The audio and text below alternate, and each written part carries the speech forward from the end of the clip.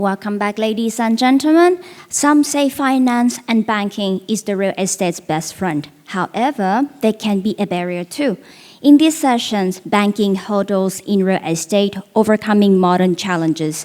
Our esteemed speakers will share their direct experience on most banking obstacles, insights, and practical tips. Please welcome our moderator, Efi Philippou, a financial strategist and fractional CFO, who will now introduce her panel. Efi and my dear speakers, the floor is yours. Hello, everyone. Thank you for joining us today after lunchtime. Some of you may be tired, some of you may be hungry, but anyway, thank you for coming. I'm going to introduce you to our panelists. Here we have George Martides from Deloitte, Zoran I'm terrible at this. Stavros Psyllos and Andreas Rossides. Welcome, gentlemen. And we might start. I'm gonna just let you know the schedule today. We're gonna have 2 sessions of questions, which we will cover market strength and affordability and impact of foreign investment and risk management. And if we have time, we're gonna pose some Q&As and let's start. So, gentlemen, Deloitte, based on the latest report of Deloitte, we have a strong real estate market. But on the other hand, we have some affordability concerns for locals.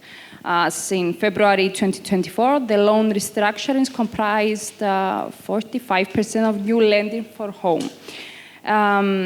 Despite a potential increase in mortgage demand, how do you believe that Cypriot banks should adapt their mortgage products, like interest, down payments, to address the affordability challenge for Cypriot residents, and also taking into consideration the demographic changes we have now in Cyprus after the recent war?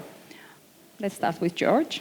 You'll start with me since you mentioned Deloitte at the beginning. Yeah. So it was a real estate report that you have prepared about 3-4 months ago. But the key question here is affordability.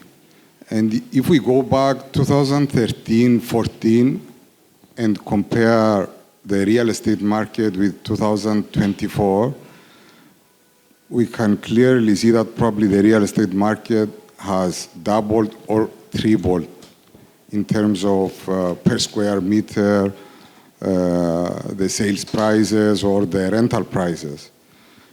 If we, on the other hand, if we consider what happened to the salaries of the people from 2013 to 2024, I think clearly it didn't go up 2 or 3 times. So this is what creates the affordability issue and the problem that now everybody, all of us, is facing. And also the banks are trying to find solutions.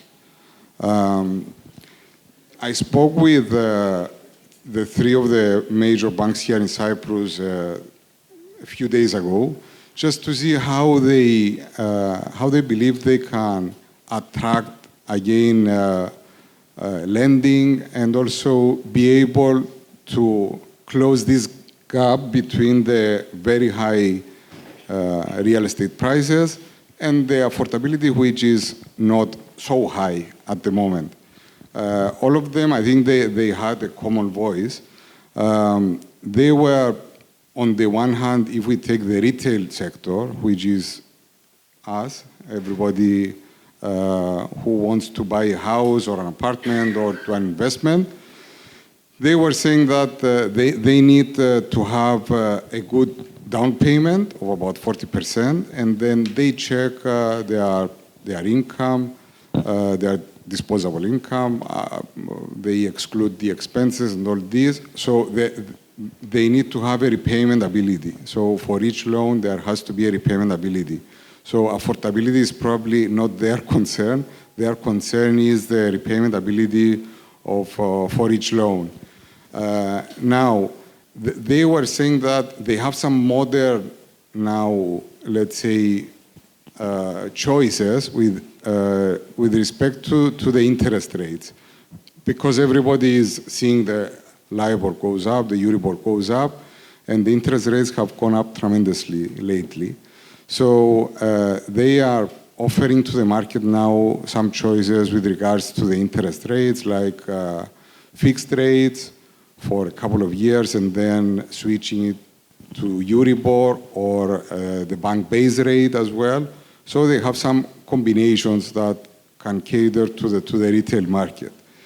Now, for the, let's say, developers and those who are in the real estate industry and they have companies and they want to get, again, loans in the market in order to develop, let's say, this type of real estate projects, then the situation is a bit different.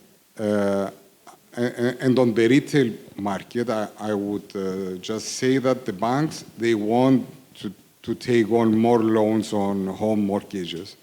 They are very willing, and they are very willing to do several, let's say, arrangements with the potential customers in order to satisfy them. For the developers and the real estate companies, they were a bit more strict on that, and they need proof of, let's say, various things before they engage in any lending. They want business plans, especially if it's a big project. They want cash flow projections. They want to see the, let's say, stretching of their business assumptions. They want to see sensitivity analysis on their financials. So it's a bit more strict. Overall, though, I would say that the banks, coming back to the affordability, are doing, they know the problem and are trying to help, let's say, the companies and also people like everybody to give a loan and to make an effort to provide them with a facility that will be, at the end of the day, repayable. But no relaxation measures on down payments. Relaxation measures on down payments from the banks, probably not, because they have some, let's say, ECB, the European Central Bank, and the Cyprus Central Bank regulations that they cannot get away from those.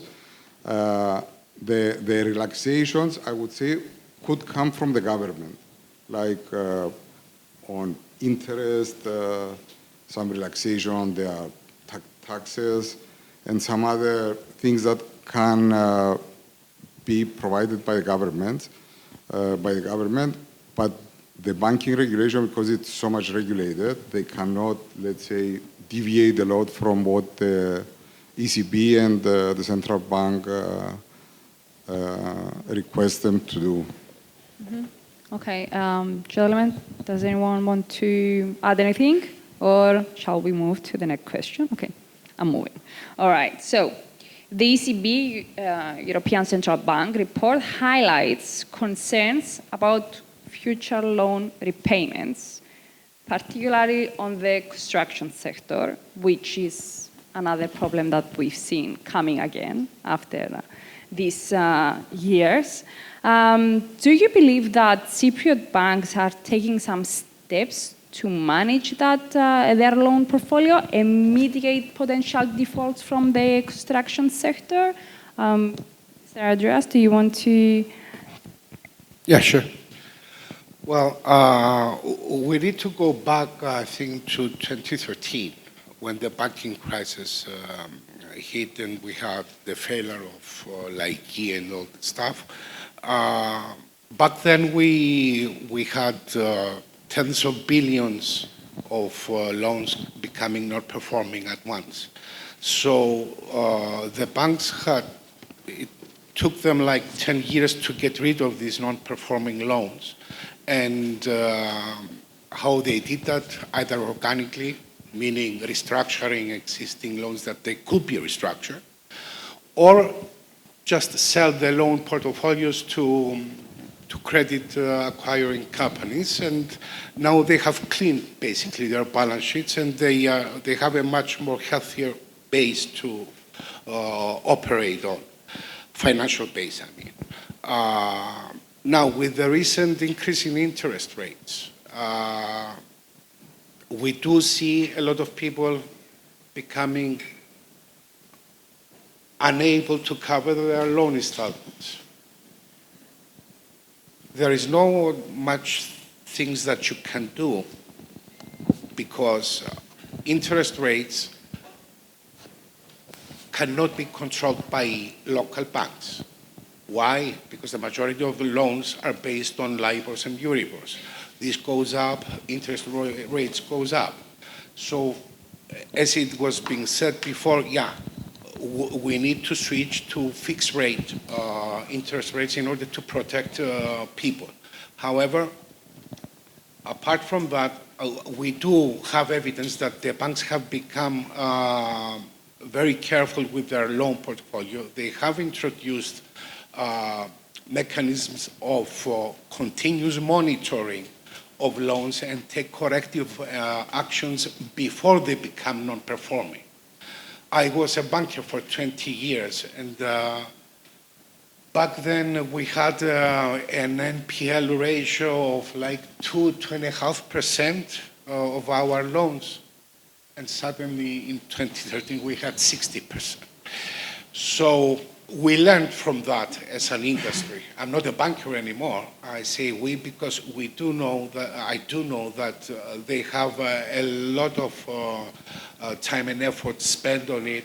There are mechanisms with continuous monitoring of loans in order to prevent them from becoming NPLs rather than chasing then people up in order to see what they can do with their loans when it will be too late. So lesson good learned. That's one thing. The other thing that banks, of course, can do for NPLs is be much more careful when initially granting the loan to the borrower, in scrutinizing the borrower concerning its repayment ability. Again, it was mentioned before, with the repayment ability, banks have been very strict. They are monitoring on a yearly basis the performance of the loans, the ability of the borrower to comply with all the terms and conditions of the loan. So I don't think that there is much more that they can do actually as far as monitoring or decreasing NPLs. The repayment ability scrutinization that is done now, it's observed in some cases. I mean, and now banks are accused that they are very strict in lending people, and a very small percentage of applicants, they do get granting of an approval of their loans. Well, that's because of the NPL history, and they don't want to burn themselves again with that. Okay, we do expect to see a balance between the two extremes that we have experienced between 2013 and 2020, 2021. They are willing to assist in that they cannot, as banks, they cannot affect the real estate market in terms of prices. These are market forces that are determining that.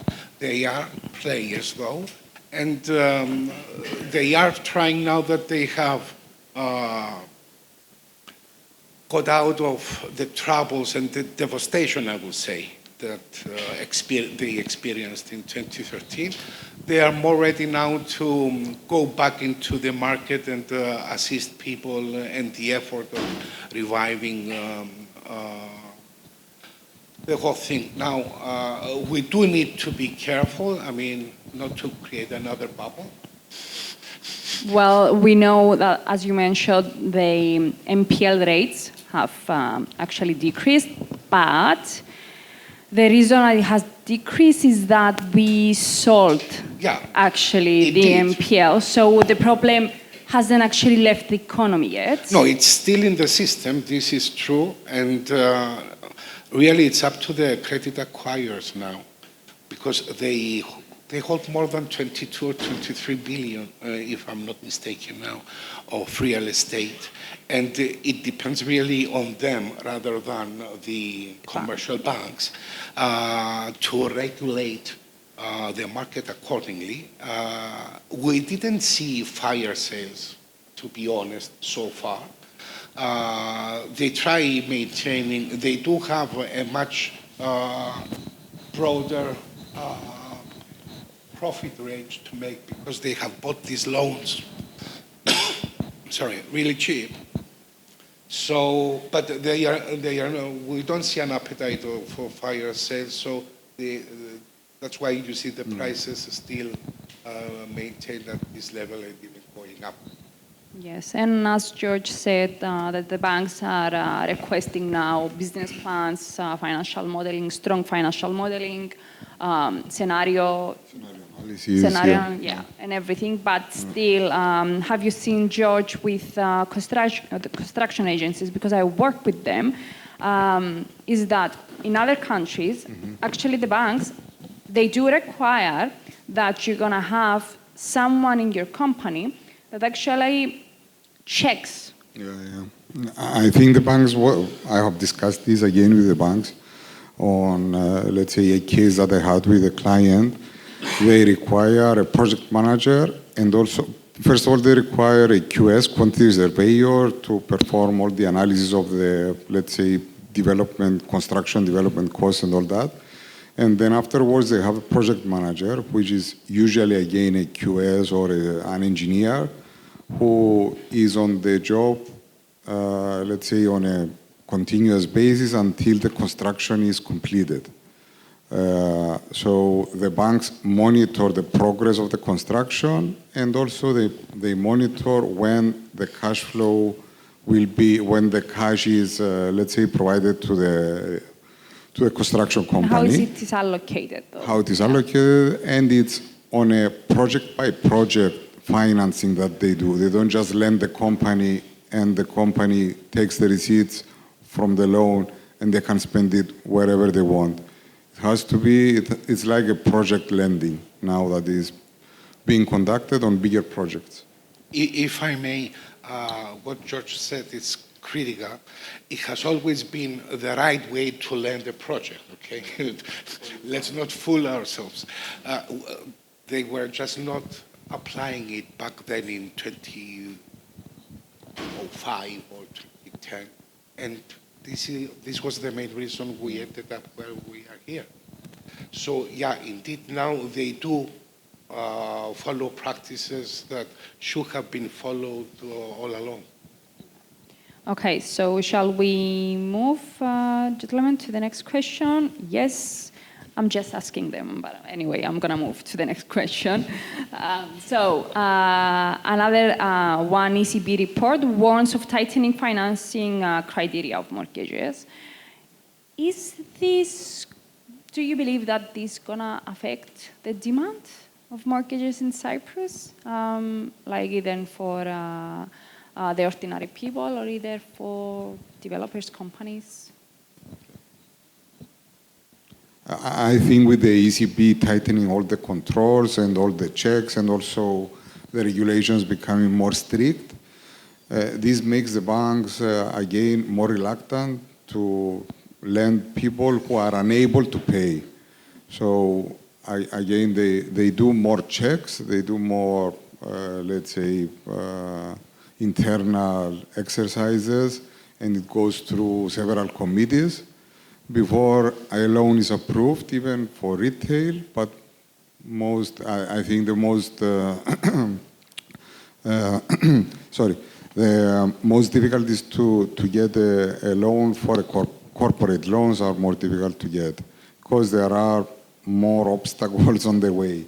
But yes, the banks, they want to lend. They have sold all their NPLs, so it's out of the banking system now. All these loans, they are on the credit acquiring companies who, yes, as Andreas said, they are not doing fire sale because they bought those loans at a relatively cheap price, but they want to maximize their profits. So if they will do a fire sale, it will minimize their profits. So they release steadily those assets into the market. It doesn't, they are not here to sell everything in 2-3 years.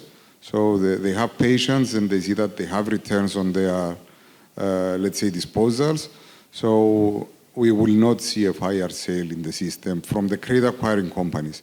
The banks, on the other hand, they have cleaned their balance sheet, but they are very, very cautious because there are so much regulations, and they are asking, the ECB and the central bank is tightening all the controls. And for every bad loan, then they have to have more capital and more capital. So they are a bit concerned, and that is why they are more strict on lending. But if they want to lend, because otherwise they will not grow. And now they have made huge profits because of the Euribor that has gone up and all the interest rates that for all the corporates and the retail people has gone up. But at the same time, when this goes down, the Euribor hopefully goes down, they will be making less profits, that's for sure. But they want to lend. They have the cash available and they want to lend, but they have to have the repayment ability before they do it. They will not lend if there is no repayment ability, as they did in the past. Okay, so let's move on the second session, which is the impact of foreign investment and risk management. And so there are potential benefits of foreign investment with some risk, obviously, on just relying on external capital. And how are Cypriot banks assessing the risk profiles of foreign investors, and in light of the geopolitical situation we have now in our world?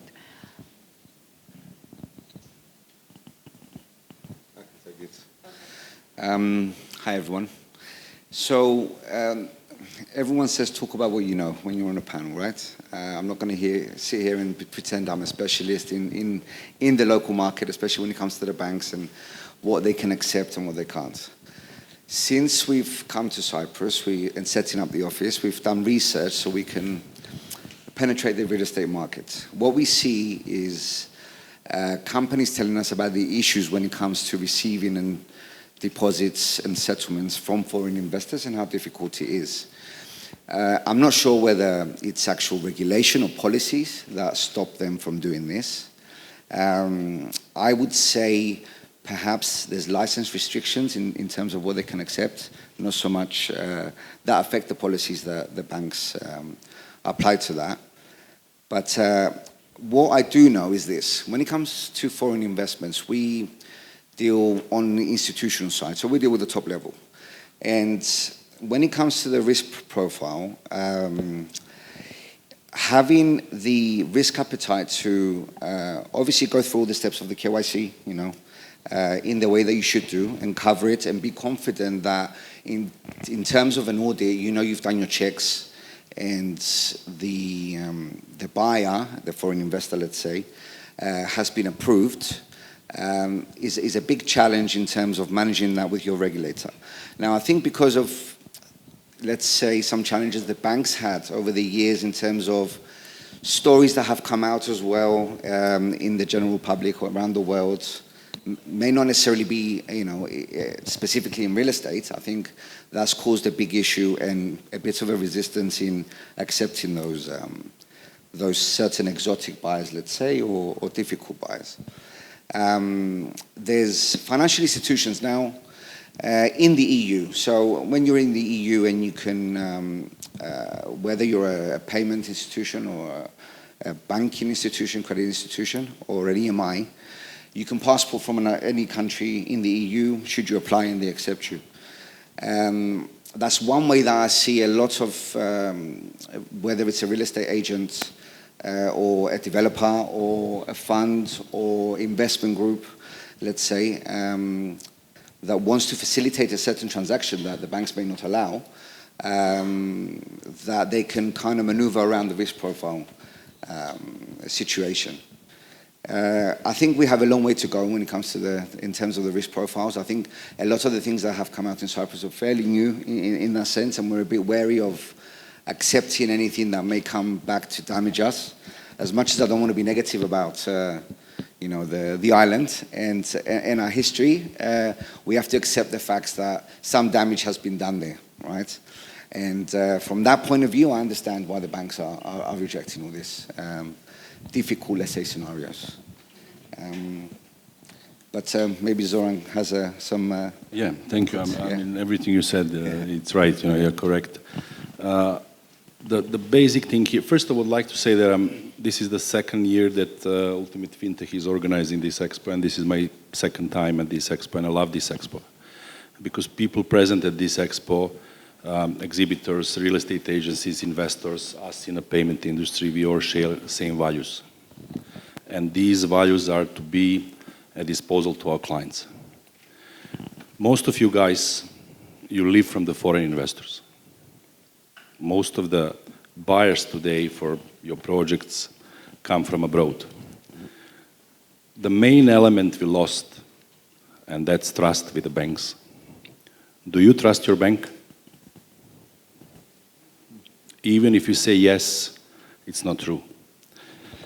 So I'm not qualified to talk about ECB rates and I don't care about ECB rates. The banks in Cyprus, they have a problem for every need we have. And once we solve these things in our house, we clean our house, then we can talk about the other things. If I'm a foreign investor and I have a source of wealth and I have proof of funds and I have money to buy the house in Cyprus, who gives the rights to the banks here to clear my funds with the developer between 20 and 30 days? That's crime. That's not compliance. That's not risk management. That's crime. I agree everything with what Stavros said, and I have to tell you that risk element always exists. But it's not about risk. As I was in the banking for over 20 years, I have to tell you that it's about how you manage the risk. The one thing is we identify the risk, and the other thing is how we manage the risk. Are the Cypriot banks willing to manage the risk? No. Are they willing to manage the compliance on a proper manner? No. So, this is the first obstacle we have in Cyprus. Once we sort out these things at home, then we can discuss ECB rates and policies and whatever that nobody is asking us about. We are not creating ECB policies. We are just following the policies. I don't think the rules for Cypriot banks should be different from the rules in any other European country. I agree with the project management involvement into the loans, but as you said, this was supposed to be even before 2013. This would maybe lead us into the other ecosystem we have today in the banking in Cyprus. However, we are where we are, fully agree with you. We have to fight for our foreign investors, our new neighbors. They are not foreign investors, they are our new neighbors. And we have to do everything to make them believe in you, in developers, in real estate agents, in the people that are offering them housing here in Cyprus, because believe me, they will never believe there are bankers here. So do you believe that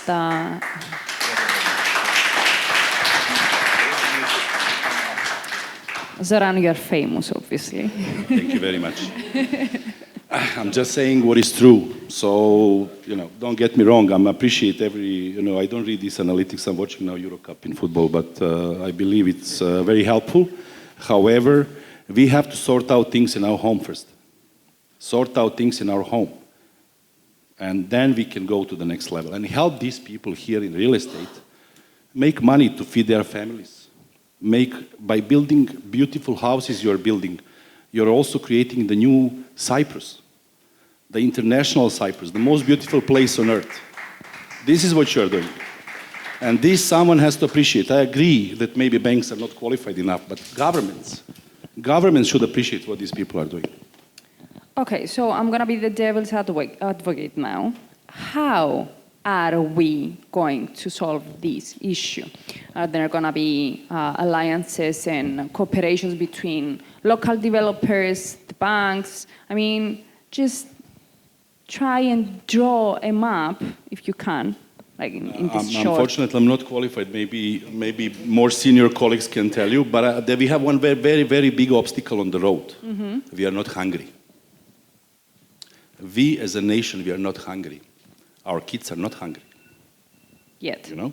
I came to Cyprus in '93 with a borrowed 500 euros, 1,000 Deutschmarks. I was hungry. And I'm sitting with you today here. I don't think our kids are hungry. So we cannot make our kids hungry, but we need some skills and some experienced people who will give us the copy-paste of the best practice somewhere else. We don't have to invent anything, especially in today's world, you know. So, but I'm not qualified to answer your question, really. I'm just paying, Okay. you know, I'm in payments. Okay, so it's all about collaboration as it comes. So on that point, I will continue and say that real estate projects, as we talk about the international investments and all, real estate projects often, they always have long deadlines and timelines. And how can international investors and developers hedge against the currency fluctuations that might impact the project profitability? And what role can international and local trade finance play in this strategy? We discussed before with Mr. Andreas the loans that we were giving, the CFH loans. And the stage is yours. I can give you the example we do. We do escrow accounts. So in these escrow accounts, the seller developer or the buyer or two private individuals, seller and buyer, can appoint the escrow agent who can manage the whole deal. So especially if the deal is paid in terms, let's say installments, as we call them. And basically they can hedge through the currency they choose. So we offer 40 currencies so they can hedge in dollar, in euro, in whatever they believe it's a future currency. But going back on that question, Efi, very good question. Why don't you ask CEOs of the banks why they don't provide escrows in Cyprus, and should they be under the criminal investigation because they are not providing the service to the citizens of this country? I just want to tell you something. As I was working in a bank, the bank doesn't belong to shareholders. The bank belongs to depositors. And I think... we all agree on that. Yeah, anyway. So this is very important. So this question, maybe we should make a panel on RIC, ENA, Diotria, Pelindepende, and ask them why they are not providing full banking services to the people in Cyprus, developers, real estate agents, buyers, and sellers. As an example, escrows. You know, we have dozens of requests for escrows every day. And thank them for not providing service, because I have a lot of job. But maybe, you know, I believe that competition is good. Zoran, did you discuss all these issues with the banks? No, I don't. I know. So I don't know any bank here. I live here only 32 years. I don't have any. You know, I don't. You know, I don't. I don't speak to bank. Honestly, I have only one bank account to receive salary. Okay. Sorry. They can call me. I'm available. Yeah, I mean, someone needs to, let's say, take all these issues to the bank. Maybe 3 years before the election. Don't touch the topic before the election. So, you know what I mean. I think that we are putting things under the table, and then we have like case, and then we have Yiannopoulos, and then we have all these things happening in our country, and we don't care. Why? Because we are not hungry, I said. We are still happy. You know? We still have enough time to do frappelaki in the morning and go to work and have break between 1 and 4, and then work again from 4 to 7, and then go on the beach during the weekends. And you know where the world is going? The world is going on the other planets until we are sitting here. And we have so much potential. Look the projects here. I'm shocked, I'm amazed, positively amazed. I don't see any developer or investor who is present here today to not have amazing project. It's unbelievable. On such a small place like Cyprus. So, I give you my phone, you give to the bankers. I'm not in the banking sector, so... Gentlemen, do you want to elaborate on that? If I may, yeah. I'll jump into the escrow and then we'll go back to the risk mitigation. Yeah. But you're absolutely right, Zoran. I'm not going to expand on it. I think you've said everything you can say about the situation.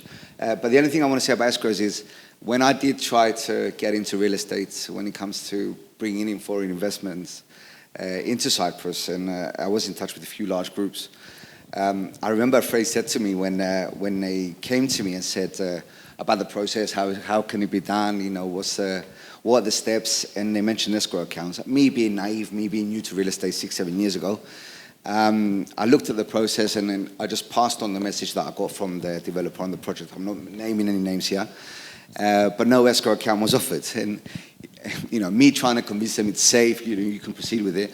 I remember he turned around and he said to me, "You can pee on my face, but just don't tell me it's raining, right?" And then they just dropped the case and left. After 10 months. So yeah, escrows 10, 11 months. That's it. Escrows are very important. I mean, we all know what they do. It guarantees safety to both parties. And it shouldn't be that difficult for someone to structure an account to facilitate that.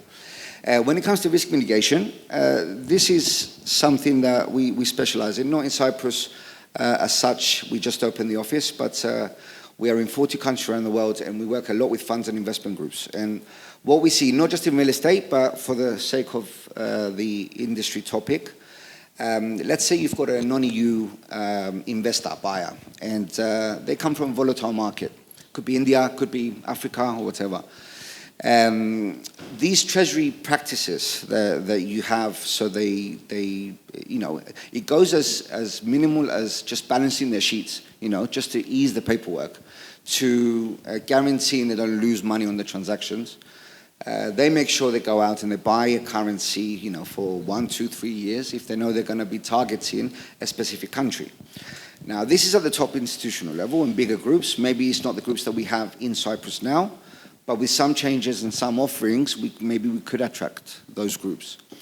Now, taking it down to the retail, let's say someone wants to buy a holiday home in Cyprus. I think it's, and I was shocked by this, all the payments are asked to be sent in euros, in our currency, right? And I don't understand why, if you've got the tools and the option and the capable accounts to receive the local currency of the buyer, just because if you don't add the cost, you make it more attractive, What does the buyer want? Even if it's a holiday home or an investment, they look at the acquisition price and ROI, right? If you can take some of the cost away and then work with the financial institution to make the trade after, to exchange it into euros and save money rather than using some of the expensive, let's say, options on the island, then you might, be more appealing in getting more foreign investors into the island. So I think more could be done in terms of, the currency exposure to favor the buyer and get more interest in Cyprus. Fully agree with Stavros. This is a very important element that is called customer service. You developers, you want to sell your properties, and you want to do the best for your customer. For you, it doesn't matter if me, your customer, I'm buying in Japanese yen or Swiss franc or whatever, anyhow, the price is indexed in euro. So you need a financial partner who will accept your buyer to pay in the other currency, so the buyer saves some money on the exchange rate. So if me, payment institution, if I can offer after 3 years, 2.5, 3 years of existence, 40 currency IBANs, why banks in Cyprus cannot offer 40 currency IBANs? Why they have this issue? Oh, which regulatory framework? That I cannot accept GBP, that I cannot accept Swedish crown or Czech crown? No. No, that's not true. I'm telling you it's not true. I was in the banks. I left banks 2016. That's not true. No. No, it's not different. So how Barclays can do 40 currency IBANs and Trapeza Kipru cannot do? I think actually recently Bank of Cyprus launched wallets on an individual level, retail level, multi-currency. So there is no regulation issue. Yeah. They don't want to work, my friend. Let me tell you something. They don't want to work. So they are finding excuses for the job they don't want to do because they don't have skills to do. They fire the others who are working. So. I tend to agree with you, but this is still the same topic in there. Actually, we are talking here about more problematic issue, which is social agreement, which is broken. We have money which is legal tender, but money in my pocket is not equal to money in your pocket. Because someone said that over 10,000 is not legit money. And you have to prove. Yes. But where is the legal law here? Bravo. Exactly. Exactly. You're right. Compliance, and we say that we're living in democracy. Yeah. Try to buy any car in Cyprus for more than 10,000. No, you need to do PCR test in the morning 6:15, and then urinology 6:25. The problem is that we have two power in the law. One is financial power, which is real power. You cannot say that you control your body if someone controlling your blood. Yeah. Finances, economy, it's the blood of the economy. And finances in EU are controlled, everyone knows. Yeah. But still you can do the business in EU. If we have a EU license and we offer 40 currency accounts, so let's say if you have a buyer from Sweden, that person can buy in Swedish crown, no problem at all. So at least we'll help him a little. What you are saying is exactly the true of our local environment, that we have to work on it. But I agree with you. I don't know if these guys here, they ever heard that Poland has a currency, I'm not sure. So, but what Stavros is saying, these small things, maybe for us small things, but important for some buyer, will help us improve the environment and improve the customer service and everything else. Yeah. Gentlemen, I think we ran out of time. Well, just one thing, just to finish up on that. I mean, to on a small acquisition, holiday home, or even if they're gonna just buy it to rent out for an individual, a few $100,000, on the acquisition, you're talking about FX cost of maybe a few thousand. That's a lot for them. On an institutional level, you have to think bigger. If it's going to be 200-300 million, if we want to attract those types of investments, you have to understand that it's going to be a few tens or a few hundreds of thousands on the FX exchange, forcing them to pay you in your own currency. And those are roadblocks. There's things that we can do to change that, to attract higher investments and better investment groups into Cyprus. Done. You're right. Okay, so ladies and gentlemen, that was intense. You might agree with me. The next... Can I make a closing statement on this? Okay. Just 30 minutes. I'm going to leave now. We're going into overtime. These three gentlemen are basically presenting what is happening here. It is crucial for the banks to come up to the level of investors and offer the products that they need in order to facilitate their investments. As far as AML and compliance procedures, it is true that sometimes are not just extreme, they are ridiculous. I had a client at some point, just give me 30 seconds. It's an example that he was buying a plot of land next to his villa in Paphos. He was living here for 30 years. He was from Switzerland, having a construction and development company in Switzerland, multi-millionaire, and he just wanted to buy the plot next to his villa in order to put a new pool and a tennis court. An extension, anyway. He spent 8 months in compliance and AML checks for an entrepreneur that he's been living here for 6 months of each year. A guy that he made millions in Switzerland developing, it was a listed company in Switzerland. At the end, he sold even existing property and he relocated to Alaska. I think also, Andreas and Zoran, I totally agree with you guys, but we shouldn't just have only problems. We should take all these issues to the banks in order to find solutions. I think just complaining it won't solve the problem. No, I'm not complaining. I'm just commenting the reality. I'm not complaining. I live very good here. If we all complain though and we don't do anything, it doesn't change it. From mine and Zoran's point of view, if we solve the issues for the banks, you can discuss then they become out competitors. with our gentlemen because we need. Sorry for. They want to kill me. Something very, very simple. What you're saying is all true. Compliance is notorious. Compliance is exaggerated. compliance here in this country is crazy. You know, it's incomparable to any other country in Europe. You know, this is not correct. But my question to you, and you are business advisory services gurus sitting in front of us. How can you help us to overcome these hurdles? Thank you for asking this. Thank you. So at the Breinrock, you can have the IBAN in 40 currency. You can have escrow accounts.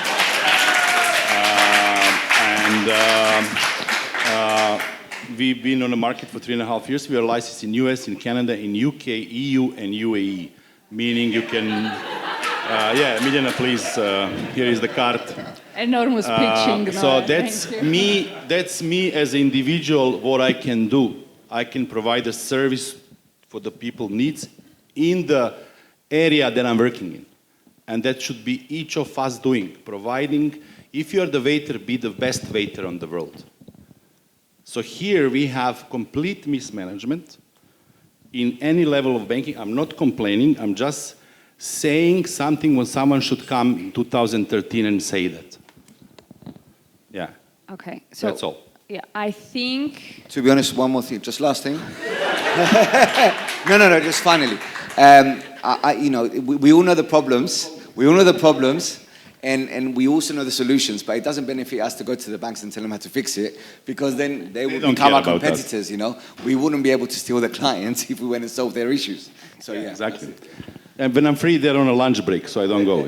Yeah, I think we should pose any questions next door, okay? And the next panel is going to be into the central bank, I think. Here.